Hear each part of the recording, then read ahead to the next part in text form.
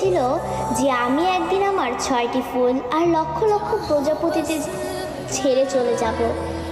এমন একটা দিন আসবে যেদিন আর্মিদের মাঝে সকালে ঘুম থেকে উঠে আর্মিরা ফোন হাতে নিয়ে মনে পড়বে যে আজ বিটিএসদের লাস্ট কনসার্ট বা আজ তাদের ডিসব্যান্ড হওয়ার দিন। আর্মিরা আমাদের 7 রাজাকে হারাবো। সত্যিই তো বিটিএসরা আমাদের ছেড়ে চলে যাবে।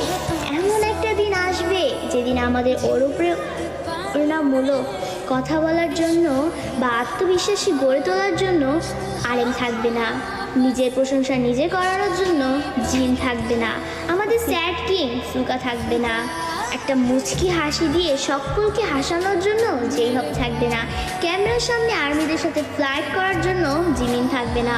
হয়তো এমন একটা দিন আসবে যেদিন আর্মিদের পাগলামো করে হাসানোর জন্য তেইয়াং থাকবে না। হয়তো সেদিন এমনও হতে পারে বানি ইসমাইল দিয়ে র্যাপ মনস্টার বলার জন্য জাঙ্কুক থাকবে না।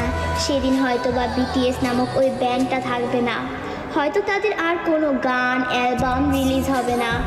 আমরা হয়তো বা আমাদের 7 রাজাকে আর কোনোদিনও ফিরে পাবো না। আমরা আর্মিরাই চাই না যে আমাদের প্রাণপ্রিয় বিটিএস 2027 সালে ডিসব্যান্ড হয়ে যাক, কিন্তু 2027 সালেই হোক বা 2034 সালেই হোক, একদিন না একদিন তাদের সব কিছু ছেড়ে চলে যেতে হবে।